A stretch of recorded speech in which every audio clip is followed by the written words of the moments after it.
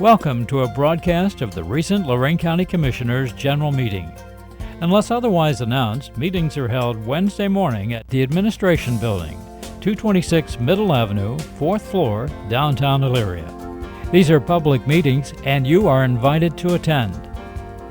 Agendas are posted prior to the meeting at www.loraincounty.us. Click on Departments to see the Commissioners page, then click on View Agenda. Good morning. Can we stand for the Pledge of Allegiance? I pledge allegiance to the flag of the United States of America and to the republic for which it stands, one nation, under God, indivisible, with liberty and justice for all. Good morning and welcome to the June 24th meeting of the Lorain County Board of Commissioners. Mrs. Beidleman will do our prayer this morning. Dear Lord, as we come to you this morning, thanking you for so many things. And also, Lord, we thank you for our country. We don't take that for granted. And we still thank you for our freedom of speech, freedom of religion. And we thank you that we all should be treated equally, Lord. I know that's a concern with so many things that are going on in the United States, and especially Charleston, South Carolina. And our hearts go out to that. And Lord, we thank you for Lorain County again, Lord, and for the commissioners and their staff and our policemen, our sheriff and our firemen. And Lord, we continue to pray that our county can be a strong, unified county and we can see success and growth and caring for the least of us. And we thank you that that's on our commissioner's heart, and we continue to pray for that, Lord, that the right things will come together to help our county to grow and be successful. In Jesus' name, amen. Amen. Thank you. Commissioner Kalo with our little dog from the kennel this morning. Our featured dog this week is a 3 to 4 year old lab mix. He was found in Columbia Station. He's got a great personality. Come here. He rides great in the car, our dog warden told us, and he'll be available for adoption on Friday. How many dogs, Tim? 31. We have 31 dogs, so we really need some help. Stop by, and if he's not quite your type of dog, I'm sure we've got something to fit your family's needs.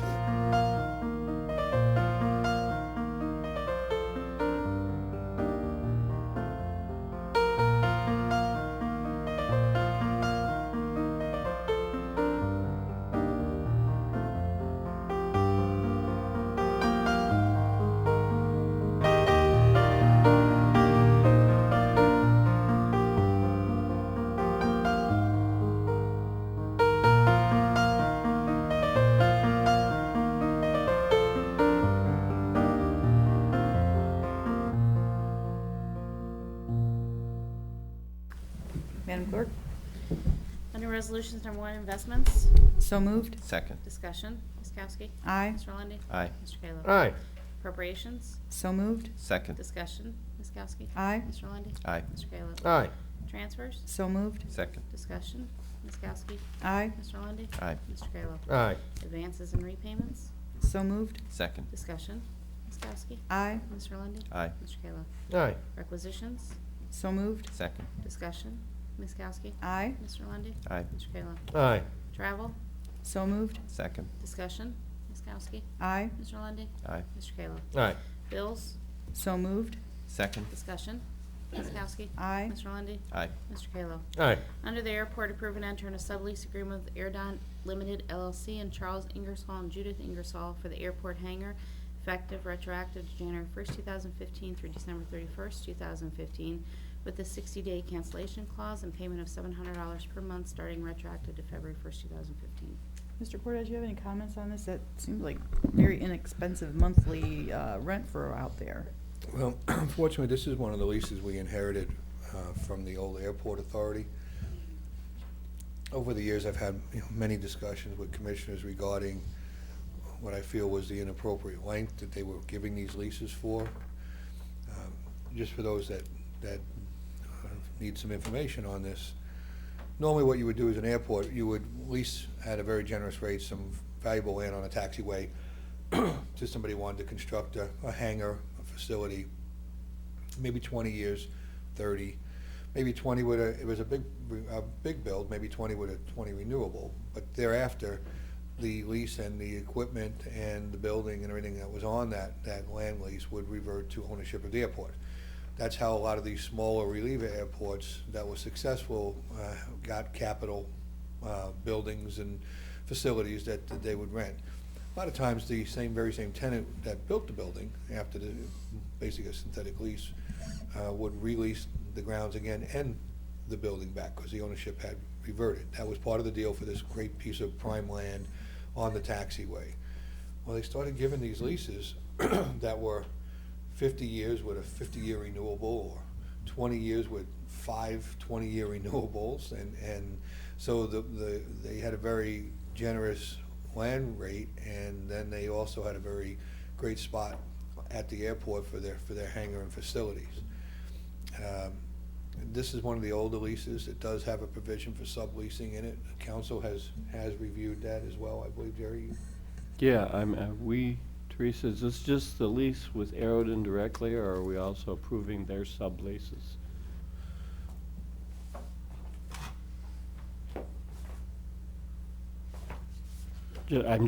I believe we have to, under what I've read in the contract. Proposed sublease agreements between Aerodin, Okay, just so. which includes Charles and Judith Ingersoll. Just the wording on the agenda thing here says approve and enter into a sublease. We aren't doing the sublease. We're approving the subleases, okay.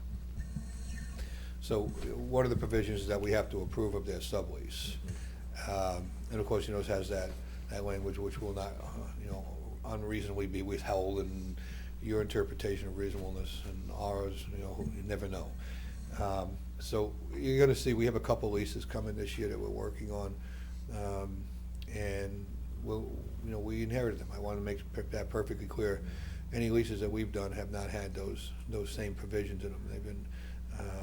They've been fair, but they've been fair to both sides, both the airport and the person building the facilities. And you've been involved in those new hangars that were built out there. That, quite frankly, one of the buildings never got erected because the economy changed at that point, and they struggled with the original condo. I don't even believe they've sold all the units in that condo yet. So there's a little we can do about this.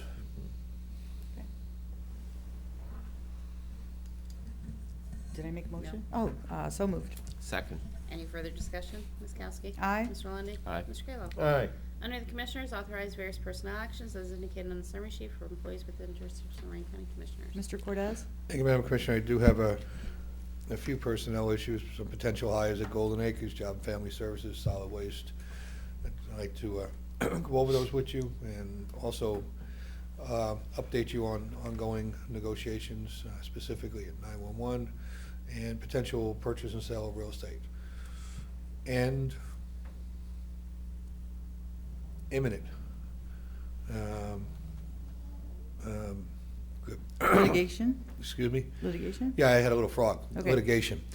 All of those topics are allowable under the Sunshine Act for executive session discussion, so I'd ask at the conclusion of our regular board meeting, we go into executive session, we talk about those. Thank you. Thank you. Approve and waive the meeting minutes of June 2nd and 17th. So moved. Second. Discussion. Ms. Kowski? Aye. Mr. Lundy. Aye. Mr. Kayla? Aye.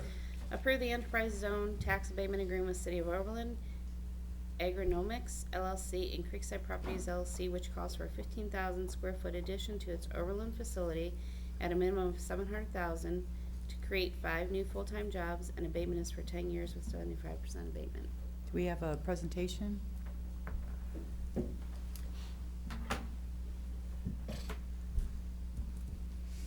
Morning, Jerry. Good morning, Commissioners.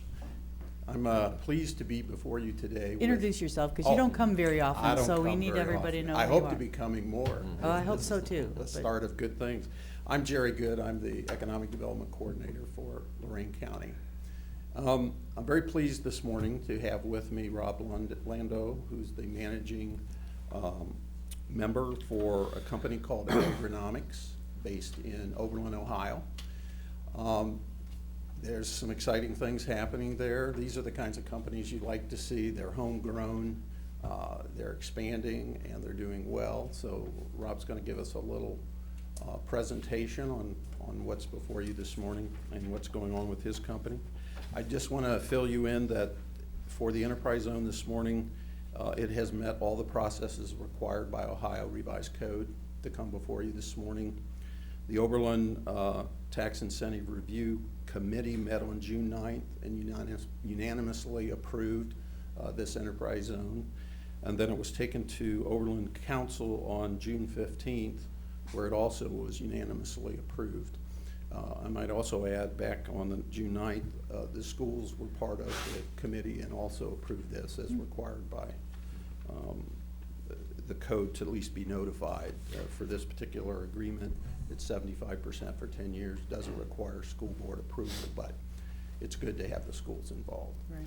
So I'm going to at this time ask Robert to come up and do his presentation. Okay, thank you. Good Good morning. Commissioners. Good morning. Thanks for allowing me to speak. Jerry suggested that it might be helpful just to explain a little bit about what's happening in our business and the reason for the expansion. So I put together a few slides and thought I could kind of take you through a little bit about what's happening in our business and invite you to ask questions along the way. And I'm not a public speaker, but I'll be glad to engage in a conversation with you about what we're up to, and maybe it'll be helpful. That'd be great. The first thing I want to tell you is that we started in '94, so 21 years ago, and we were a buyer and a seller. We imported machinery primarily from Europe, from Holland, and we would supply it to nursery and greenhouse growers all over North America.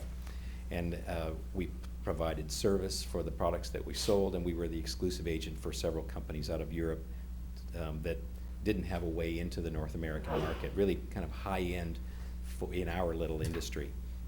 But as time went by, we broadened our offering to our customers, and we had one primary North American manufacturer down in Tennessee, as a matter of fact, who produced machines for us. But the quality of what we were able to find here in North America or hear from this one supplier didn't match what we were getting from our suppliers overseas. And our industry is a little bit weird. Our customers produce for spring primarily. So if you go to Walmart or Home Depot or Lowe's and you buy a flat of petunias, they were produced in a big greenhouse, and there's some of them here in Lorain County, but they're also located all over the United States and Canada.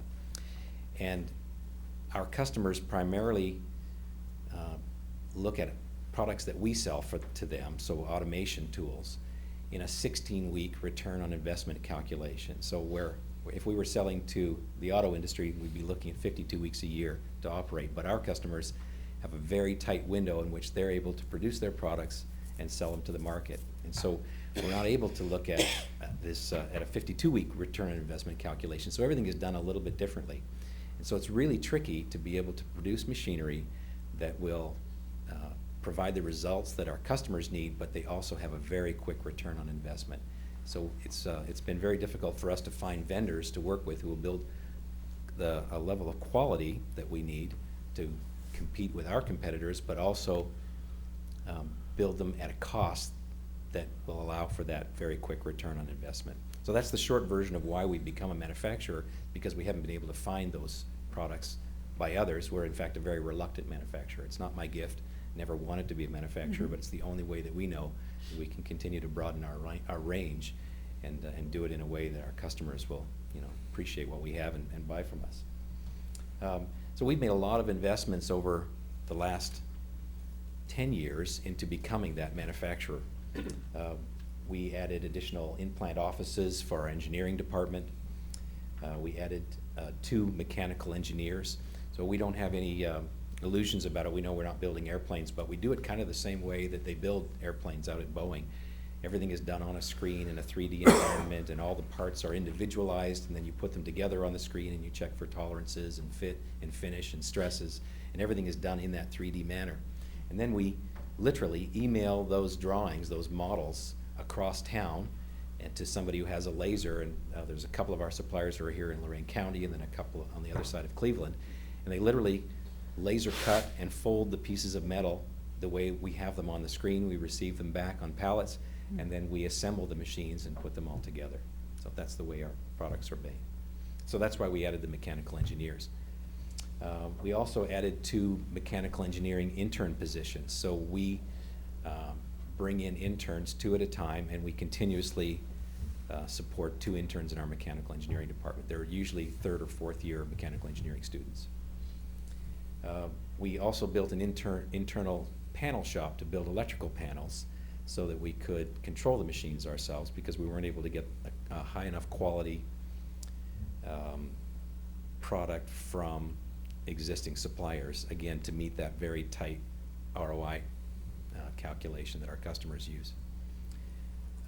We've also invested in all kinds of manufacturing and inventory management tools internally. In 2007, we added 22,000 square feet to our building so that we could continue to build out for our manufacturing side, and added ERP and MRP software, purchasing department, numerous assembly staff and supervisors. We put in a paint booth last year, and then added another drafting support position for our sales team. And this has all been done in a way to support products that are being built here in Lorain County or in Oberlin at our facility. So I wanted to show you just very quickly this little timeline, and I think it helps to illustrate this path that we've been on. So in 2007, you can see over on the left-hand side where we hired our first mechanical engineer, and then we did the building expansion, and as you get to 2009, we hired a second mechanical engineer. In 2010, we launched our first product that we designed in-house in Oberlin, and that was a watering chamber. But it was a very, very slow process. And what happens in mechanical engineering, especially in the solid modeling world, is you build things and you hope to get to use some of those things again in the future. So if you build a tensioner for a conveyor belt, you hope that 3 years from now you need another tensioner that's just like the one you have. But it actually works that way. It just took us a lot longer than we thought it was going to.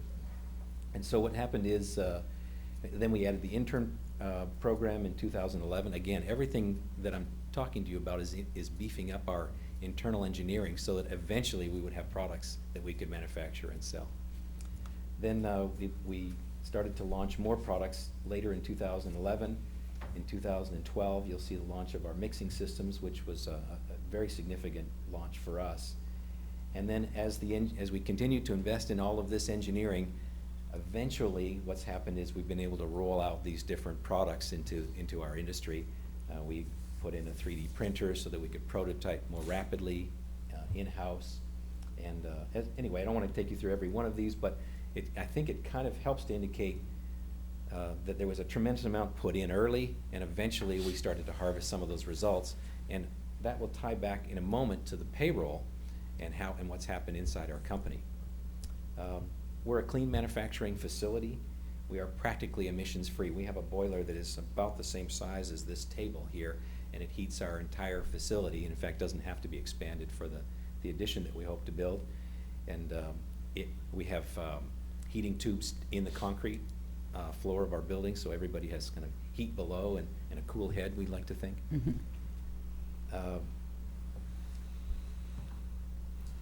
So that's the highly efficient floor heating. We have passive cooling. The window that you see across the south end of the building under our logo actually opens up so it's horizontal to the ground, and we draw air all the way across the building with fans in the other end of the building. So it's not air conditioned, but it's cool enough. Neatly landscaped premises, minimal commercial traffic. We have very few trucks that roll in and out of Oberlin for our purposes. I think we require very little in the way of municipal services from the city of Oberlin and from the county.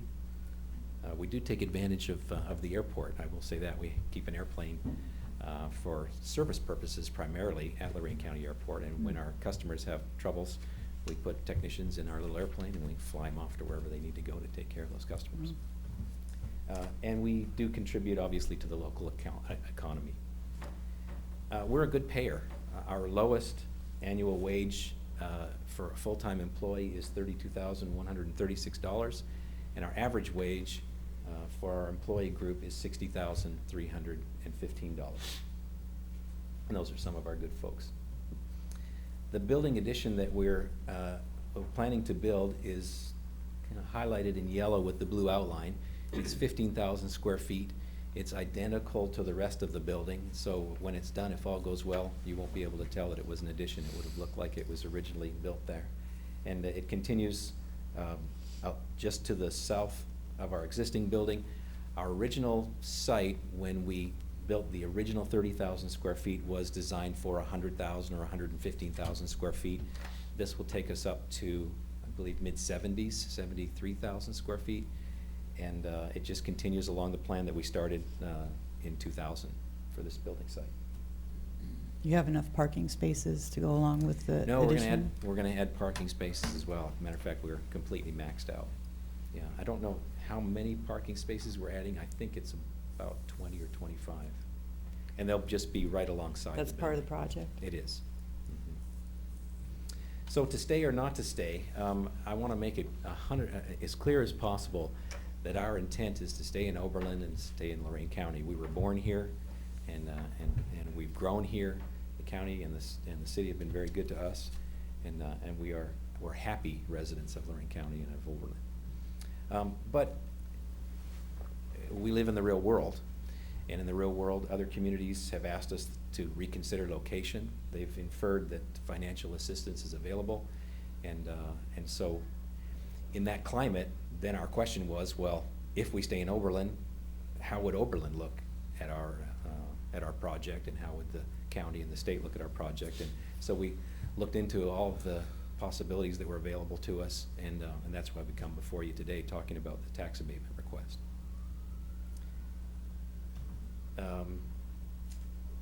As far as our location is concerned, I'll show you a slide in just a moment, but we don't have to be located in Oberlin.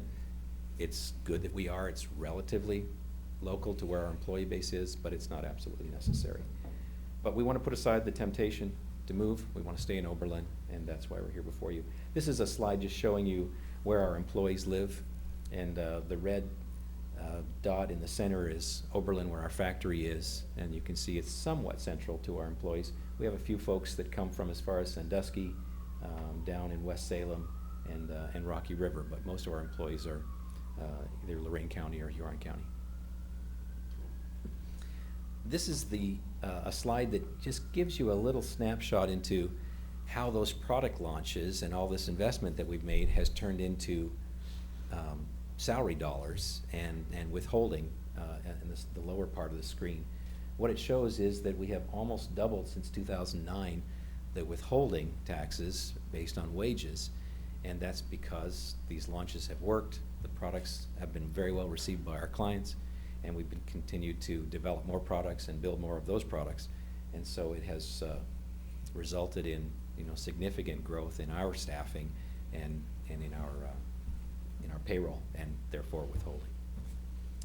This slide gives you those numbers exactly, but it does show the same thing. If you'll see, we've gone from 13,000 in 2009 to 26,000 in 2014 in withholding within Oberlin.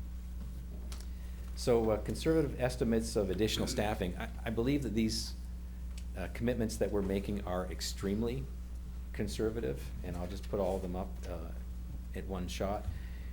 We were asked what additional staffing would be required based on this expansion, and we're committing to hiring 2 full-time people with equivalent of $80,000 in year 1, the same in year 2, and then half of that in year 3.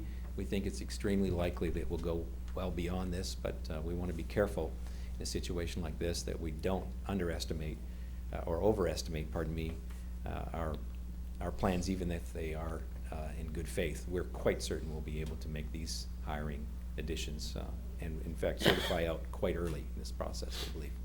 What type of jobs will those employees be performing? Primarily skilled assembly jobs. So we don't have an assembly line. We build 1 of these and 3 of these and 2 of those, and every one is different, and we might not have built something for 3 or 4 years when we build it again. So we have employees who are able to read blueprints, do mechanical, do mathematical equations, able to put things together with very little supervision, and then also electrical wiring and motor controls. Is there training on the job or off-site training? Or? Interesting that you mentioned that. Well, we certainly do some training on the job that has to be done. But we're so fortunate to have Lorain County Community College, in our backyard. And in fact, we've hired, I think we've averaged 2 graduates of the, I believe they call it, they changed the name of the program. I believe it's called Automated Industrial Manufacturing Program. And it is, the program at Lorain County Community College is amazing. They turn out graduates who have spectacular skills. They are tailored beautifully to a company like us, or to many companies who are looking for people who need to run robots in their facilities, or service those robots, or in our case, build those robots. And so we've been very fortunate. The problem is that they don't graduate enough people from that program. They only graduate 5 or 7 people from that program per year. And we've had discussions actually with the high school in Oberlin about trying to do a little bit of push-through marketing. That is to help the 11th and 12th graders understand that if they follow this path and just get a 2-year associate's degree from Lorain County Community College, that they can land a $30,000 or $40,000 job almost immediately from graduating that program if they know what they're doing and if they apply their skills. And we have some young people who have been out of that program for just 3 or 4 years who are earning in their $60,000 and $70,000 per year. So it's a great program. We hope to do more to be able to draw people through it. The biggest problem is they don't graduate enough people for us. Yeah, you pointed out the skills gap challenge that we seem to have in this state and so many other places, but it's so important for employers to plug in with the community college to say these are the types of jobs that we need to be filling in the next 3 years. What type of training is being done here, and certainly a big reason I would hope for staying in the area too is because of having access to such a great resource like the community college that can actually help train your people. Absolutely. No, it's fabulous. I think the biggest, I mean, it's a little off topic, but I think the biggest problem is that the young people, or even those who are interested in being retrained, don't have a view to what would happen if they entered, where they'll come out, and what they can expect. And I think there's a gap there, because it's such a short program, and for people who have the aptitude, they can get huge gains very, very quickly. But how would somebody know from the outside looking in that that's where I should go and this is where I can end up? I think that's and obviously we want to work with the college and again with the high school to be able to develop that understanding of the path, what that might mean for those students. That's something we could talk to the Workforce Institute about. Yeah, I mean, are you working with Kelly Resnick out there? At the college? Yes. Mary Haber, who does our HR, has the communication with the people at the college. So I think she's the dean of the advanced manufacturing out there. I know that they always like to have conversation with local companies about how they can better tailor their offerings to the students and how to market them better. If you wouldn't mind, I'd like to put somebody in contact with you. I have a few connections out there. I imagine you do. Well, that would be fabulous. The problem, see, maybe I don't see it correctly, but I think the offering is perfect just as it is. The problem is there's no harvest. At 6 or 7 graduates per year, there's not victim colleges, especially community colleges, are victim of their own successes over time. For years, manufacturing was not where you wanted to send your children. And IT was the big thing for a long time, and it's been a shifting target, and they've followed that target as best they can, but manufacturing was not where you sent people to college to go to. Right. You sent them to the Ford plant to go. That's what they understood manufacturing was. But with advanced manufacturing and the equipment that's needed and the skills that are needed over the last 10 or 15 years, there's really great careers, as you're suggesting, in advanced manufacturing, but we still haven't gotten the mindset yet with the students coming in. As you said, they don't see the light at the end of the tunnel if they choose manufacturing as a career. I don't hear too many people go, well, I want to go to college to go into manufacturing. Right. And it's all part of the sell out there, and I'm not sure that they wouldn't want to hear your side of the equation, because I know they listen quite a bit. And I know we have had contacts, and we've certainly tried to pull people who are graduates, but we haven't had a lot of success with that connection. But I think partly because there's so few people to pull, they don't really need us. We need students going in, then we'll have people coming out. The attraction So- piece almost has to be at the high school level. I think so. Or for Or the those that joint need to be vocational retrained. school- The joint vocational school also, and then sending them up through the program. I think it's gonna be more of a Exactly. focus there, because the problem has been, for decades, we've pushed going to get a 4-year degree at a college education, But- and today we've just got a skills gap that is almost impossible. Absolutely. But if you wouldn't mind, if it's okay with Absolutely. you. Please. Because I don't want, but, you know, I want somebody to reach out with you and have, even if you just have a conversation to reinforce where they're going and the directions they're taking. But they've struggled actually to get enrollment into advanced manufacturing. There's still that heavy mindset that you don't send your kids to college, you go into manufacturing. Well, we were talking earlier about rapid return on investment. I don't think there's a better That's a quick rapid return return. on the education Right. investment than going through this path and graduating and being able to bring down $30,000, $40,000, $50,000, $60,000 a year within a few years. That's incredible. Yeah.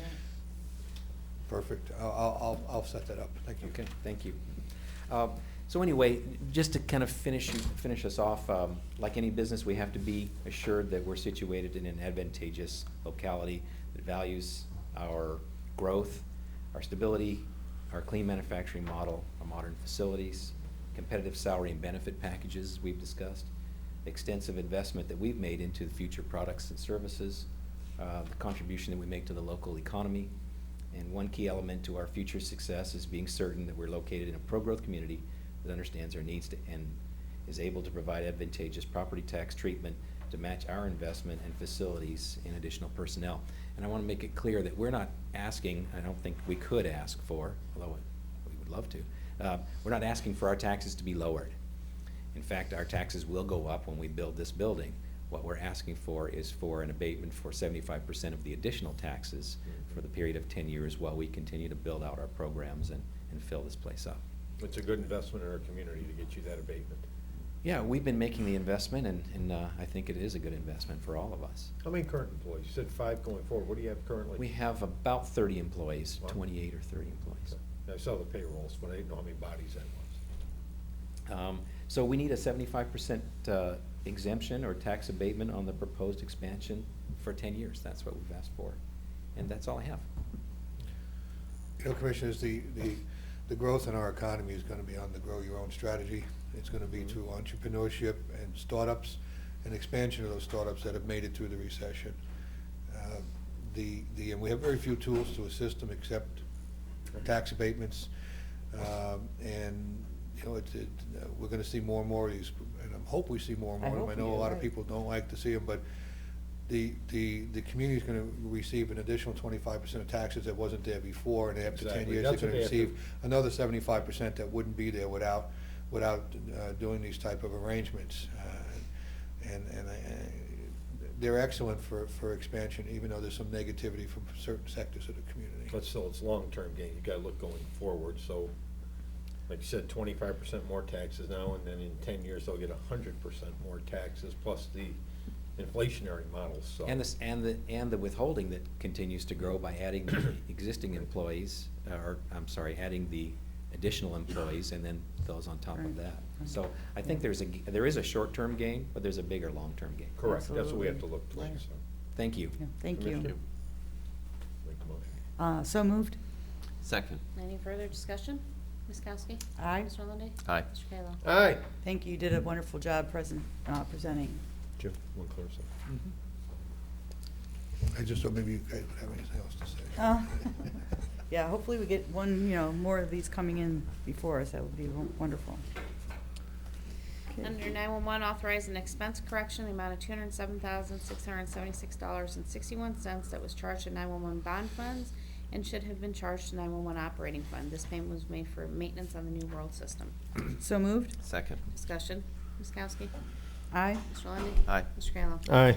Under Workforce Development, authorize said payments to be made from various administrative costs that are available through WIA funding effective July 1st, 2015 through designation of the Commissioners as fiscal agent under Resolution 10653 until such time another designation is assigned. So moved. Second. Yeah, Discussion. before we go forward on that, hang on a second. We all received the email the other day. As you know, we are working with other communities trying to partner up on the new rules that are coming forward in regards to the WIOA. we had no luck, and actually one of the entities I spoke to was Area 7, which has 43 counties in it, and they applied going forward without adding anyone, and now they have been Well, currently rejected as a single entity. as I've had discussion with all three of you this week and before this week, the state had a hidden attention, a hidden agenda all along. They really wanted to disband Area 7. It's big. It gerrymanders from the west corners, northwest, all the way down to the southeast. In some views, it really doesn't make a lot of sense. But the state's criteria, was set that they thought that Area 7 would break up. And it did. I got to give them credit. Right. Quite frankly, there was none of us out there that thought Area 7 was going to hold it all together, because all it needed was one defector, and that was it. It was over. And how they kept it together, I don't know, but it was masterful. And at the same time, they refused to take additional people into Area 7, and I think that's what gave them a better cohesiveness to what they were doing. That left a few of us with no suitors, and that left the state in a very awkward position, because when everybody filed, we filed to stay independent, which they said we weren't allowed to do, but we did it anyway because Area 7 didn't break up, and we had a hard time finding partners, as I said. I think the state's going to lose this fight. The criteria that came down from the federal government was changed a little bit by the state, but there's a federal appeal. And if the state denies it upon Area 7 making the appeal, and we've already been told Area 7 is making the appeal, John Trott's down there, and he's going to do that. And if the state again rejects the application, I believe they'll make the federal appeal, and I think they'll be successful. We're going to be in the same boat. The state took the federal criteria and modified it a bit to say if you were not successful at one of your matrix, and it's one of the ones that's not even being measured any longer under WIOLA, because it was such a poor measurement to begin with, that you could not stay independent. You had to join another grouping. But the federal law says if you fail it twice. And Lake County's in the same situation with the exact same measurement, and there's a couple other communities, that same measurement, that they're unsuccessful. That's why when the federal government changed and came out with WIOLA, they discontinued measuring that performance factor. So we may find ourselves making an appeal to the state and then making an appeal to the federal government ourselves with regard to Area 4 staying as Area 4 by itself. I find it very unique that they didn't rule on anything else except Area 7. They're not. I don't believe they're going to rule on much until they find out whether they can really manhandle Area 7 and break it up. But this was the whole intention all along. I just think it's really great that the state finally had to unmask themselves and put their agenda out there more fully. It was just the elephant shaken under the carpet all along. I'll give Steve Arndt credit, the Ottawa County Commissioner, who's the chair of Area 7. Did a good job. And that's the discussions we had when I talked to them about us joining with them or if they were breaking up, so give them credit. Commissioner, I have no idea how they exerted enough influence to hold Area 7 together.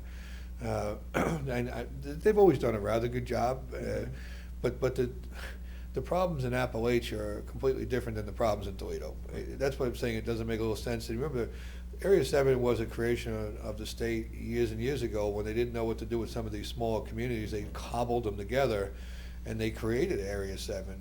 And it was supposed to be a temporary solution, and the folks that were in Area 7 made it work. I'm going to give them credit. They made it work. What they've in essence done is they broke it down into their own regions within the Area 7 region, and they work on the problems more fully that are unique to that section of Area 7.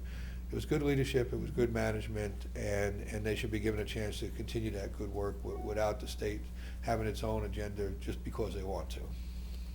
Interference from Columbus that they really don't need. You're down there with CCO. Matt was down there just recently as a legislator. Sometimes their agendas are not actually what the locals want. But I think this could be great. How many county commissioners are gonna come out of Area 7 to argue with the state? Oh, geez, you got 43 counties and they're all full counties. You got 43 times 329 county commissioners. And remember, that's blues and reds. Right, blues and reds. That this is not gonna be, a partisan fight. They all agreed to stay there, and I believe they're all gonna come out and they're all gonna stand against what the administration wants to do right now. It's gonna be an interesting dust-up. Actually, there's more reds than there are blues in Area 7. I just thought the state would back off if they have it. So we're in limbo. We're in limbo. But I have indicated to you that under WIOLA, there's gonna be significant changes in the governance of how we deliver services here in Lorain County. We'll know more through the summer and into the fall, but we're starting to plan under WIOLA.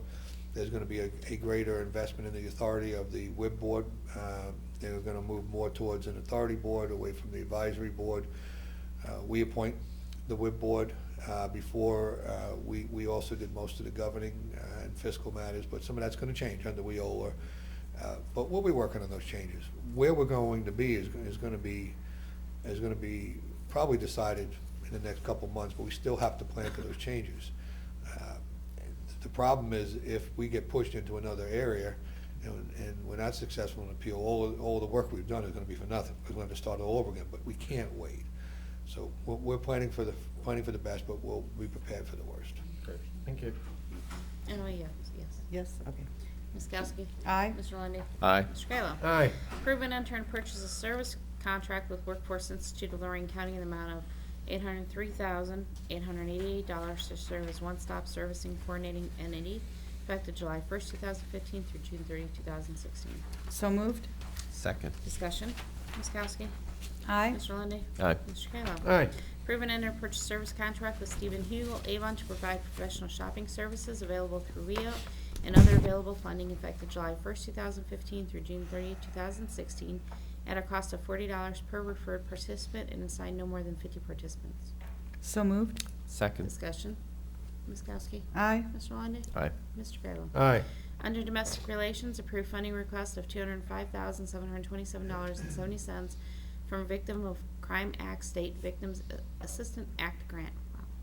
This funding will provide for salaries and benefits of program manager, volunteer coordinator, and program A positions for Voices for Children, and background checks for volunteer, guardian, and items. A cash match of $41,124.54 will be met through in-kind services and no county general fund. So moved. Second. Discussion. Ms. Kowski? Aye. Mr. Lundy. Aye. Mr. Kayla? Aye. Advertise bids for design-built project, Domestic Relations Magistrate Hearing Room. Notice to be in the Chronicle on June 29th and July 6th. Mandatory pre-bid will be July 14th at 9 at the site and open at 2 p.m. on July 22nd. So moved. Second. Discussion. Ms. Kowski? Aye. Mr. Lundy. Aye. Mr. Kayla? Aye. Under the engineer, award contract to Mac Industries, Inc., Valley City, in the amount of $41,255 for Lorain County Maintenance Garage wastewater treatment plant improvements. 2 bids were received on June 10th, and this being the most responsive complying with specifications. Issue notice to proceed on or before July 8th and complete on or before November 30th. MAC will use Wharton Excavating for excavating backfill portion and substitute 4-inch precast wall to be raised out of the ground to allow gravity flow to the tank and place a 7-inch cast-in-place wall. Authorize administrator to notify auditor to release retainage at completion of project and will be paid for the building repair maintenance account. So moved. Second. Discussion. Ms. Kowski? Aye. Mr. Lundy. Aye. Mr. Kayla? Aye. Under the Sheriff, approved contract with Cuyahoga County Sheriff for a grant that was awarded to Lorain County Bomb Squad in the amount of $59,728.50 to purchase an open grid X-ray system. This grant was awarded Cuyahoga and Department of Homeland Security as part of the Urban Area Security Strategy and State Preparedness Plan. Lorain County will advance the money, and upon submission of the invoice to Cuyahoga County will be reimbursed. So moved. Second. Discussion. Ms. Kowski? Aye. Mr. Lundy. Aye. Mr. Kayla? Aye. Mr. Cortez? And we've had some presentations this morning. I don't want to delay the board much. I do want to tell you, though, that I'm pricing and we'll be selling bonds this morning, and I'll be pricing and doing all that hopefully today, so I'm hopeful that we get a very good rate. You saw the rating presentation that came, rating review that came through. You all received it, so I'm pretty satisfied that we're going to get a good price on our notes today. So I have some other things. Mr. Ennis? Commissioners, I have one matter of imminent litigation and one pending that I need to discuss with you in executive session. Commissioners report. Friday, we had our Ohio Public Works meeting. Mr. Cordes, you might be interested in this. We approved a second loan for Grafton Village in the amount of $250,000 for their water tower. They had a loan of about $295,000 plus for the project already from Ohio Public Works, and it's $1 million project. So I know they were calling you about funding, weren't they, at one point? Well, at one point, they talked about that, but they also talked about selling us their wastewater treatment facility. Oh. But you know, the difference between what they think it's worth and what we thought it was worth was significant, and the conversation really died very quickly. Had quite a few calls this week about houses that I referred to Pat Metzger from our land bank, you know, high grass calls and things like that, abandoned properties with animals living in it and things of that nature. Actually, I talked to somebody at the building department in Elyria, and they went out there, got right on it. So they're good partners. with Brubaker that. does a pretty good job over there. We've developed a strong relationship with them, and there's a lot of dialogue going on. You know, as I told you, all through the land bank work, there was a lot of good professionalism out of Elyria, and they were good partners. We're doing all of the yards now in Elyria, with the exception of those that people live in that just don't cut their grass. They're still doing that through Elyria. But you know, as I said with college, sometimes you're a victim of your own success. Now every house that needs the grass cut belongs to the land bank, and people are calling all the time. Right. Land bank is in their vernacular, so they're aware of our presence. Let me give you a brief overview where we're at. We have completed the abatement on a large number of the OFA homes, and we've blocked them into several areas to try to do a rapid response type approach to demolition. Mobilization is a big cost for people that do demos. We're hoping that if they can mobilize into a neighborhood and do several over the course of a few days, that we can drive down the overall cost of the demolitions. And then thereby stretch our OFA dollars a little further and maybe do a few more homes. So you're going to see quite a bit of demolition coming in the next couple of weeks. I'm satisfied that the process is moving pretty good. But we have been out there trying to secure up a couple of these homes until such time that we can tear them down. Some of them needed to be boarded up and et cetera. Plus, we've had a couple folks call that actually a few of these OFA homes, they want to redevelop a couple of them, which was surprising to me.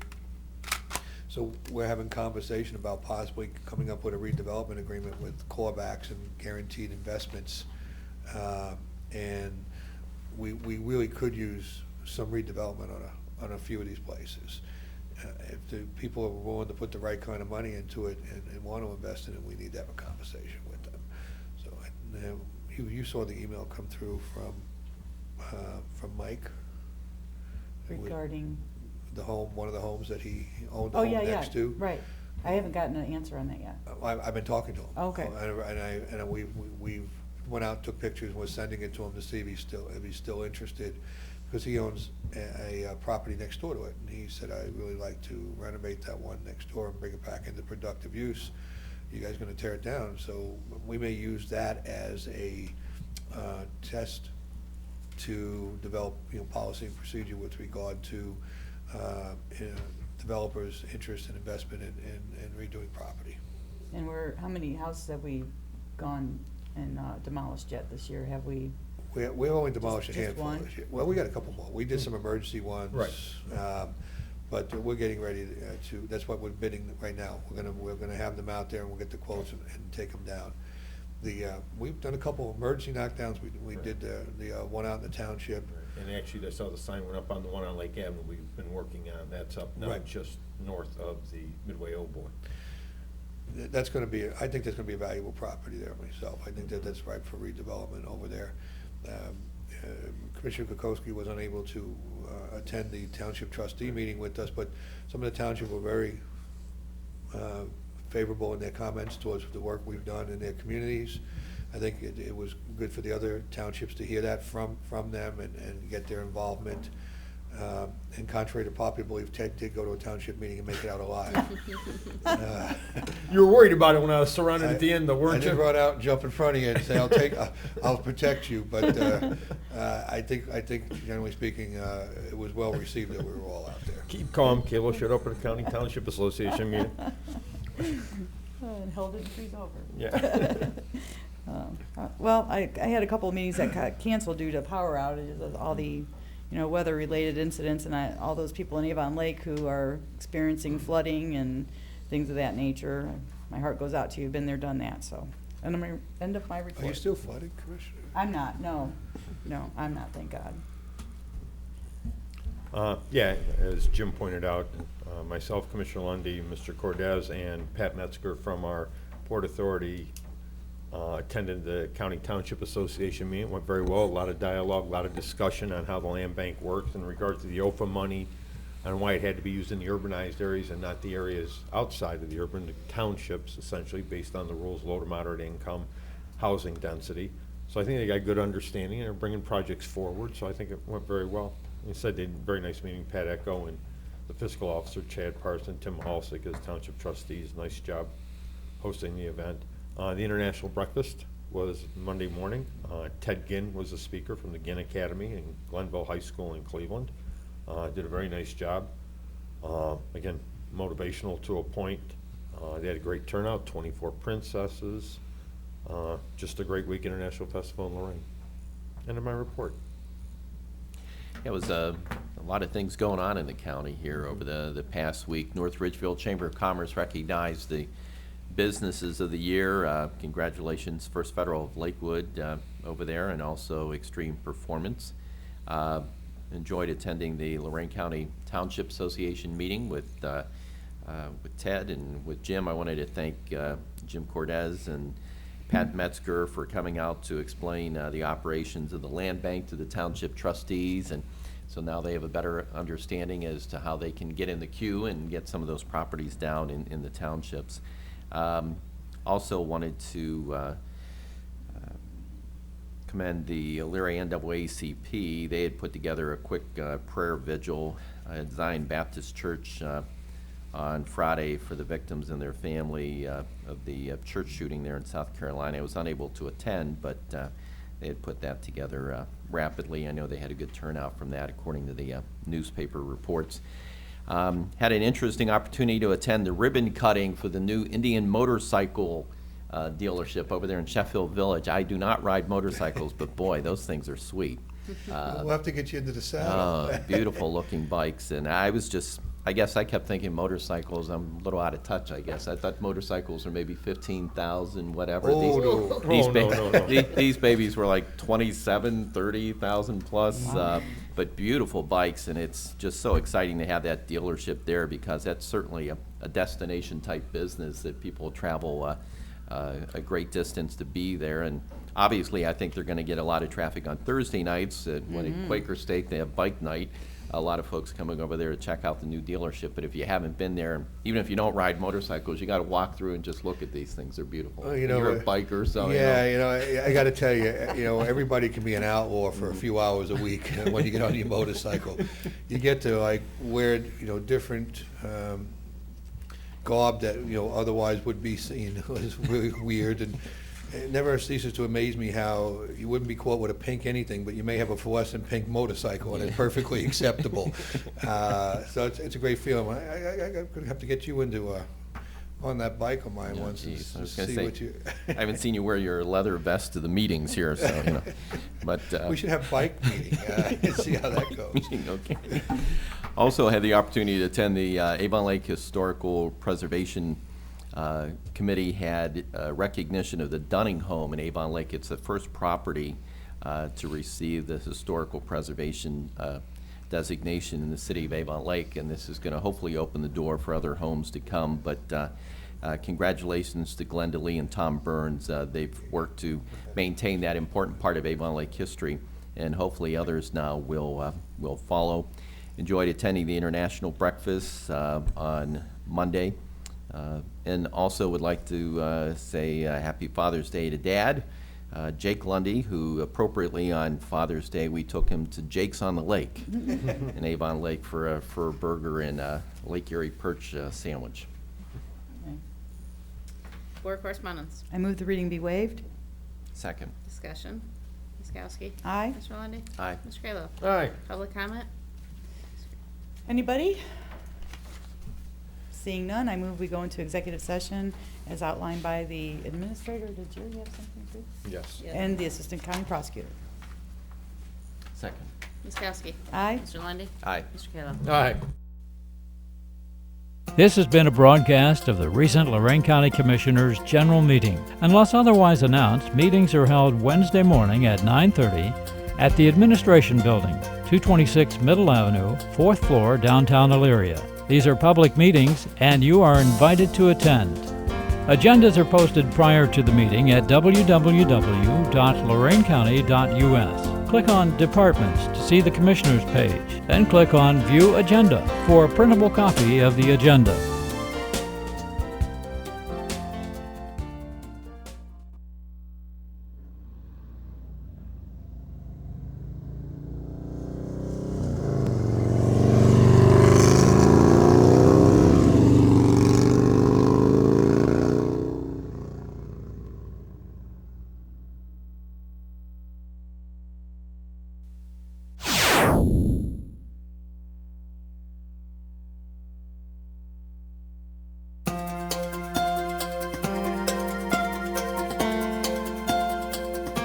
Welcome to a broadcast of the recent Lorain County Commissioners' General Meeting. Unless otherwise announced, meetings are held Wednesday morning at the Administration Building, 226 Middle Avenue, 4th floor, downtown Elyria. These are public meetings, and you are invited to attend.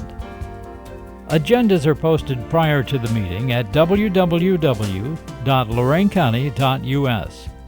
Click on Departments to see the Commissioners page, then click on View Agenda.